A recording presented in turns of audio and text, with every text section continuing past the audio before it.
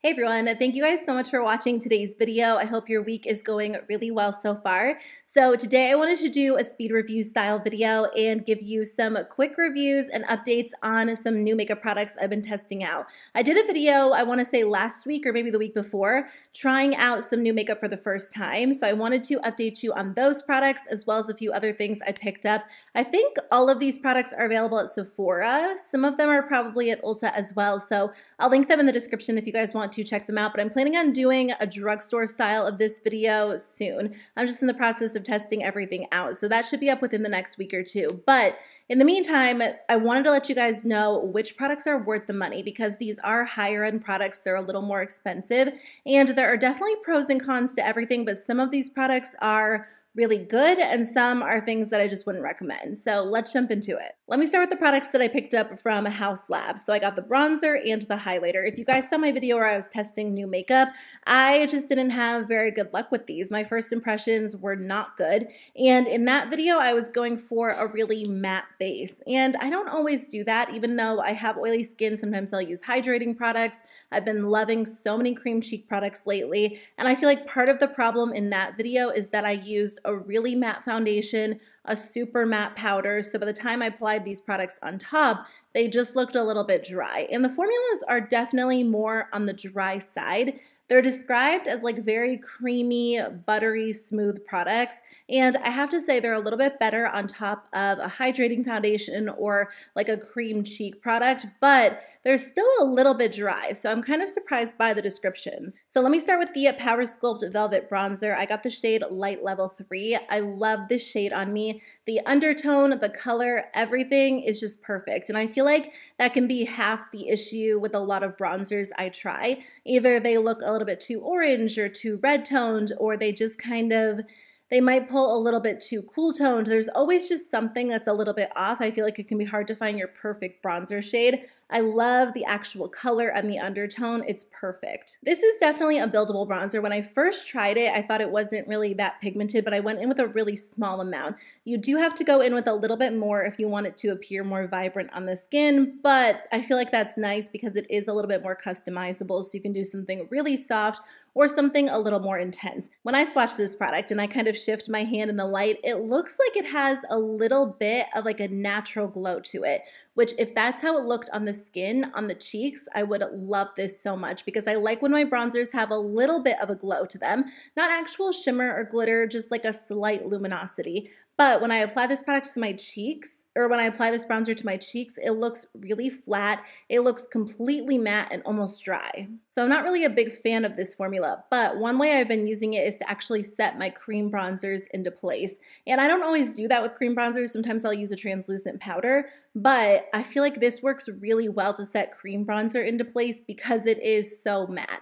And I feel like for most people that probably doesn't make sense because if you're going in with a cream or a luminous formula, you don't want to take a matte setting powder or a matte bronzer and set that cream because it's going to erase the glow. But sometimes I like to use a cream bronzer under a powder bronzer just to ensure that it will stay in place all day long. And this is perfect for setting cream bronzers because it is more of a matte formula. I feel like they balance each other out. So for me, I don't think this bronzer was worth the money. It's not an effortless product I can just pick up and throw on my skin. I feel like the only way I've been able to make it work is to use it on top of cream bronzer, but that doesn't really make a lot of sense for me. I want a bronzer that I can use on its own. Now, I'm not saying my opinion is right because I have seen so many good reviews on this product. If you go on Sephora's website, it has a lot of good ratings. So I recommend reading through different reviews. Depending on your skin type or your personal preferences, you could really like this. Just based on my personal experience with this, it didn't work for me. I wanted to like it, I really did. It just doesn't look good on my skin. I feel like my thoughts are kind of similar when it comes to the highlighter. This packaging is so stunning, and honestly, the highlighter shades are absolutely gorgeous. I really wanted this to work for me because I love the different highlighter options from the line, but this is a $40 highlighter. This is one of the most expensive highlighters I've ever tried, and I just don't love the way it looks on my skin. And I feel like for $40, I have to love it in order to justify that price point or to consider buying additional shades. They describe it as like a really smoothing, blurring highlighter, and when I wear it on top of a setting powder, I don't see that at all. But if I go in with a really light layer of powder or I use something just super finely milled, like the LYS setting powder. This looks so much better than when I apply it on top of a matte setting powder. So again, kind of, similar to this product, if I'm wearing it on top of a liquid foundation or cream cheek products, it looks so much better and it really does melt into the skin. I think this highlighter actually looks really good in person. It definitely has a little bit of a glittery look to it, which is not my personal favorite. So if you don't like glittery looking highlighters, I would skip over it. But again, when it comes to all of the highlighters in my collection, this one isn't going to be a favorite. $40 is a lot. It's not something that I'm going to declutter because I do think I'll be able to get use out of it. I also love it as an inner corner highlight. It looks pretty as an eyeshadow, but I won't be buying additional shades because I just feel like it's too much for what it is. It's kind of like a high maintenance highlighter. Like I can only apply it when I'm wearing certain products underneath. And typically those are like liquid foundations or creams and not on top of a lot of powder. So if you don't wear a lot of powder, there is a high chance you'll probably love these products. But if you typically go in with a lot of mattifying products, I would maybe skip over them or just think twice. So that was kind of a long review on both of those products, but they're expensive and I was conflicted for a little while on them. So I just wanted to share all of the pros and cons. So I recently picked up 2 new mini Natasha Denona palettes. They're both a little more neutral and I love them. I think they're both great. It's hard for me to decide which one I like better. Let's start with this one. This one is the Natasha Denona Mini Bronze. So the mid-size bronze palette is my favorite eyeshadow palette of all time. I love everything about it. I love the colors. I love the fact that it is a mainly shimmer palette and it's very warm tone. There are gorgeous golden shades. So when I saw she was releasing a mini bronze palette, I was really excited just because I know how much use I get out of the mid-size bronze palette. The mini bronze palette definitely has a different color story. This one is not as golden toned. It also has 4 matte shadows in it and only 1 shimmer, which is definitely different than the mid-size bronze palette, which has a ton of shimmer options. So I thought this would be a really nice standalone palette, but also a great palette to pair with the mid-size bronze palette, and it really works well both ways. So I think the matte shadows in this palette are so creamy, incredibly blendable. Honestly, some of her best matte shadows. She has improved these mini palettes so much. When I tried her first mini palette releases, I didn't like them, and that was actually my first experience with Natasha Denona shadows. But I found the shadows to be really patchy, really dry. These mattes are so creamy. They're just some of the best matte shadows from her I've tried. And I love this palette because you can get a really soft natural look or you can do something a little more smoky. I think the shimmer in here is perfect because it goes really well with all 4 of the matte shadows. And it's great. Even if you're not a fan of the mid-sized bronze palette, I think this could be such a staple for you because if you just do, your typical warm-toned neutral looks, I think you'll love this palette. I also picked up the mini Biba palette and I didn't really feel super drawn to this one when they initially launched it because I do have the full-size Biba palette. I got it as a gift for Christmas. My husband got it for me. I did hint that I wanted that, but I love it. I think the colors are gorgeous and it really is like a true staple neutral palette, but it's expensive. It's one of her full-size palettes. So when she launched this, I was kind of surprised because sometimes when she releases a mini palette, it's very similar to the full-size palette, but sometimes she does one and I feel like it doesn't necessarily match what I would expect, and that's how I felt about this one. The full-size Biba palette is a true neutral palette, and this one has a couple of staple neutrals, but you also get this pink tone right here, and then you almost get like a plummy brown. So when I use this palette, a lot of the time, I end up with like a rosy toned neutral look or almost like a purpley look as well. And that never happens when I use the full-size Biba palette. So if you were looking for like a smaller version of the Biba palette, this isn't really the best representation of it in my mind, other than these 3 shadows right here. But again, this one almost pulls like a little bit plummy on my eyes. But if you're just looking at this as a standalone palette, it is a really nice option. Again, you get 4 matte shadows, 1 shimmer. This one over here is kind of like the cream to powder formula, which looks really pretty on the eyes. But I do love this one. I think I like mini bronze better just because these are shades I tend to wear more often. But I think this one is a really pretty option too. No complaints about the actual formula. I wanted to share my thoughts on another mini eyeshadow palette. This one's from Urban Decay. It's the Naked Half Baked. So they actually did 3 different 6-pan eyeshadow palettes based on a single shadow from one of the Naked palettes. I think they're all from the Naked palette. So this one is based on the shade Half Baked, which I'm pretty sure was in Naked 2. And out of the three, this is the one that appealed to me the most, just because I do love the shade Half Baked, and I am a fan of warmer toned neutrals. I have to say, I'm impressed by this palette. Initially, I didn't have super high expectations for it.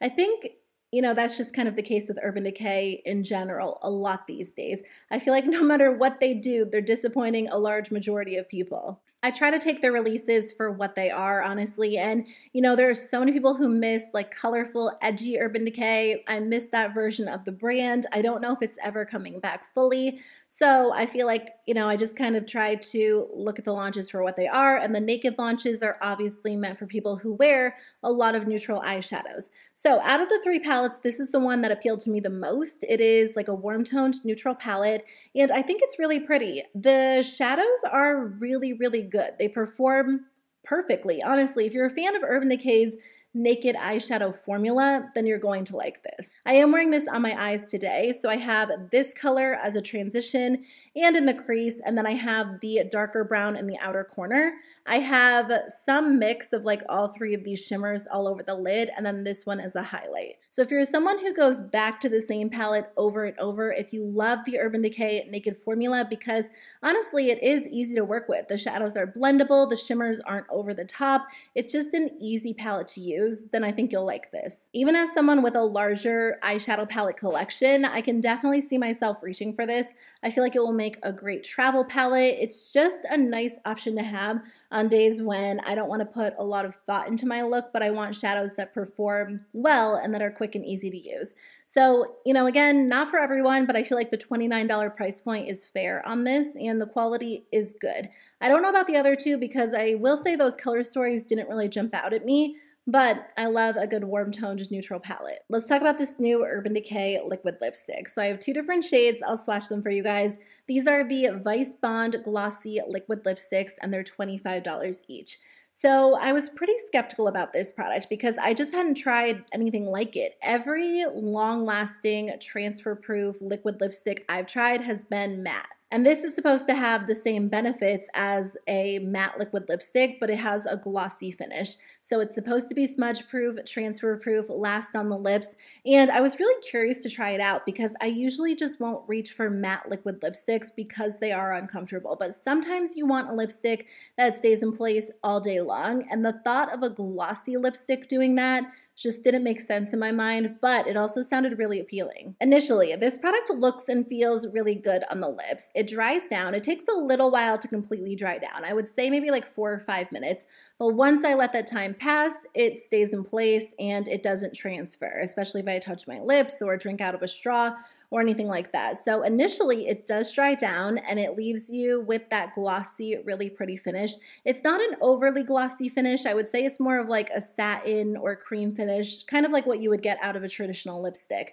And it looks good for about, I wanna say like 2.5, 3 hours. After that initial 3 hours, I feel like you lose the glossy sheen and it does look a little bit dry on the lips and starts to feel uncomfortable. It doesn't feel as uncomfortable as like a really dry matte liquid lipstick, but you can definitely feel that there's something on the lips. I'm not someone who wears a lot of long-lasting lip products these days.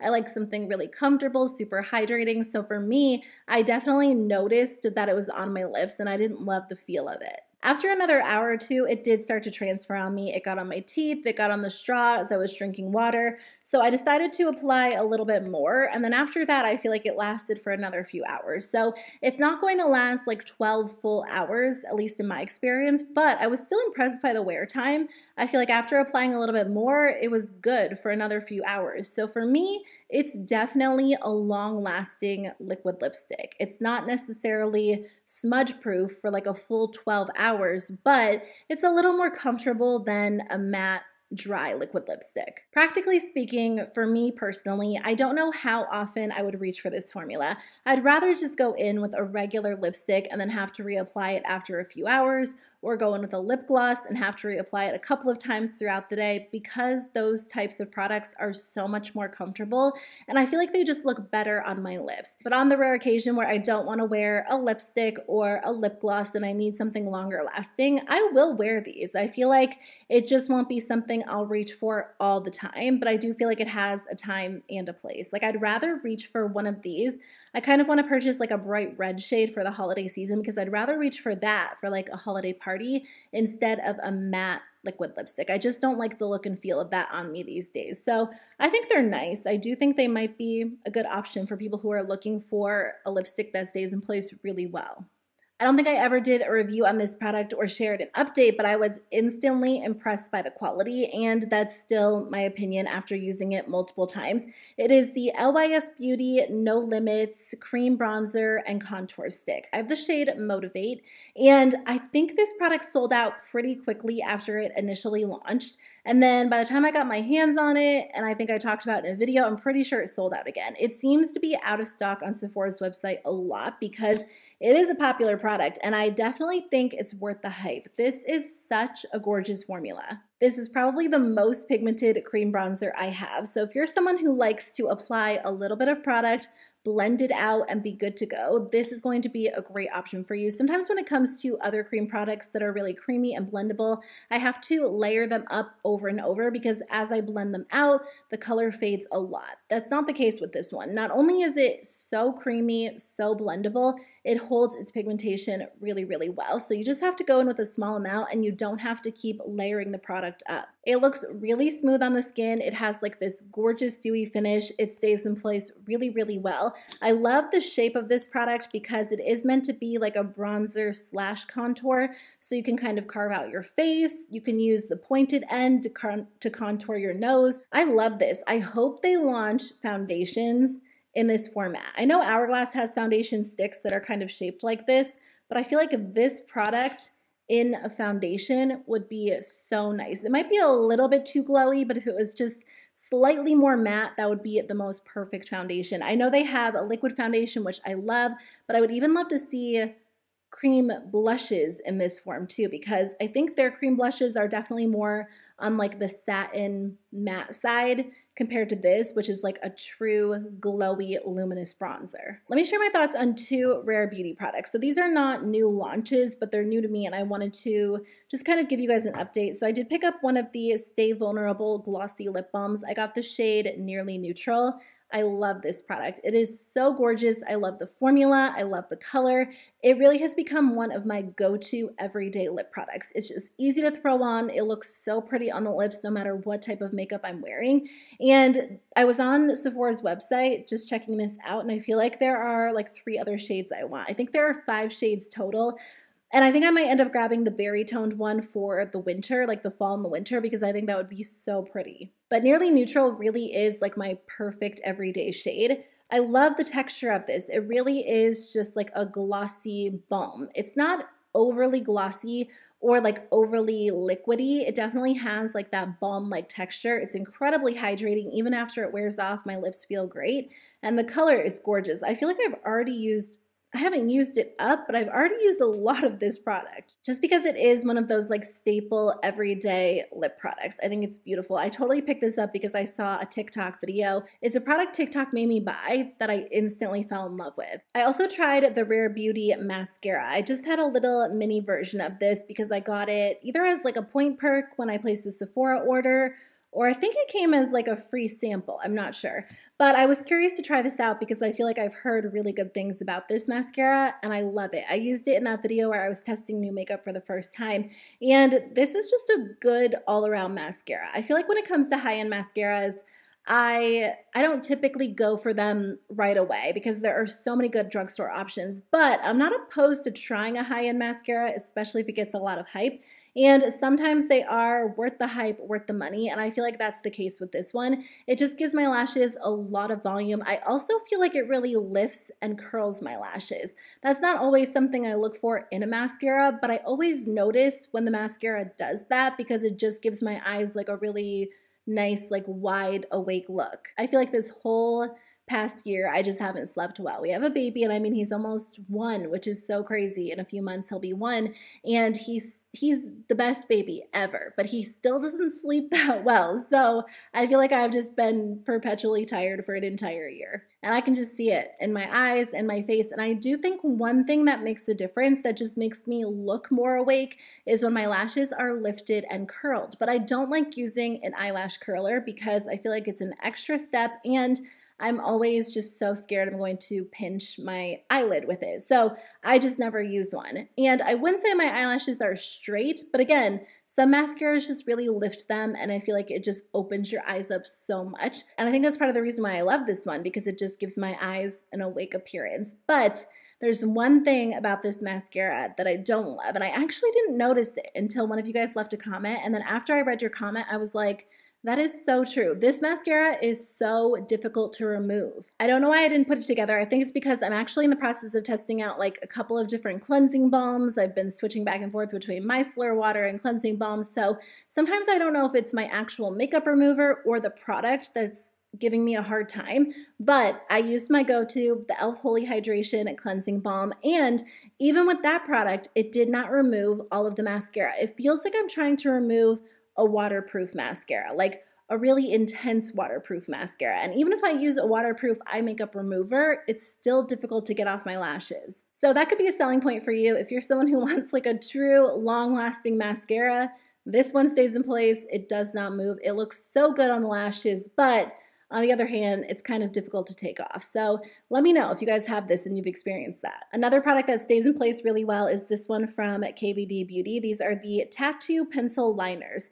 I don't know that these are brand new, but ever since they did their big rebrand, I feel like they're kind of redoing a lot of their staple line. So I did get a couple of these in the mail as PR. I wanted to try them out because well, I don't know if it's the number one question, but one of the questions I see in my comment section over and over is, what is your favorite pencil liner for the waterline that stays in place all day long? I feel like, even in 2022, a lot of people have a hard time finding eyeliner that doesn't move for the waterline. And my usual answer is the Too Faced Killer Liners. It's really random, but Too Faced, their pencil liners stay in place extremely well on the waterline. They're not overly creamy. Like products like the Urban Decay 24/7 Glide On Eye Pencils apply really nicely because they're so soft and creamy, but they have a tendency to wear off a little more quickly. The Too Faced ones almost feel like they're kind of tugging as you apply them, but they don't move. And I feel like that's the same case with this formula from KVD. So again, these stay in place extremely well on the waterline. I'm wearing one of these on the upper lash line today.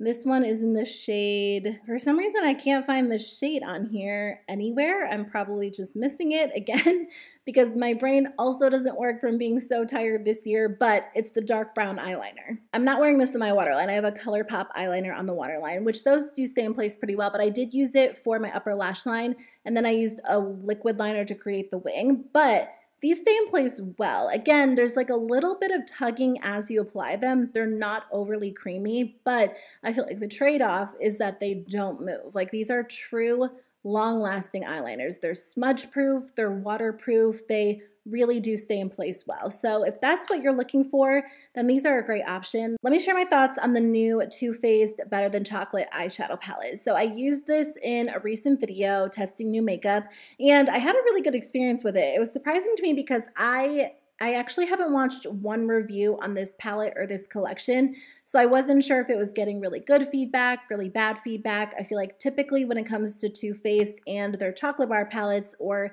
their pumpkin spice palettes or whatever they tend to do over and over, a lot of people just automatically write them off because it feels like it's done, or it feels like it's been done before. But when I tried it out in that video, everything went on perfectly. I think the eyeshadows blended out so nicely. The look came together in just a few minutes. So I was kind of surprised when I read through my comments, and a lot of you guys said that you've seen so many reviews bashing this palette. So obviously when I filmed that video, I only used maybe like 5 shadows. So I wanted to try out the rest of the palette before I did a full review because obviously, in that video I hadn't tried everything. And I will say there are some inconsistencies when it comes to this palette. For the most part, this palette performs really nicely, especially the neutrals. Like the matte shadows are creamy. They're blendable, very smooth, really easy to work with, and a lot of the shimmers in here look really pretty and vibrant on the eyes, but there are some inconsistencies. This blue shadow right here, this purple shadow right here, this white shadow, they just feel really dry, almost a little bit gritty. I feel like they are probably more ideal as topper shadows, but for me, whenever I reach for this palette in the future, I won't typically use those shadows just because they don't look very good. There's a purple shadow over here that feels a little bit dry. And then I would say for the most part, the rest of the shadows are good. For $54, I feel like there shouldn't be so many inconsistent shadows in one palette. Obviously, they can do good shadows. The majority of the shadows in here look great on the eyes, but there are some in here that just don't look good, don't perform very well at all. So for me, I probably won't reach for those 4 shadows again because I do have other shades in my collection that come close that perform better than this one. I would say if you weren't going to use them anyway and this palette really appeals to you and you love the Too Faced chocolate bar palettes,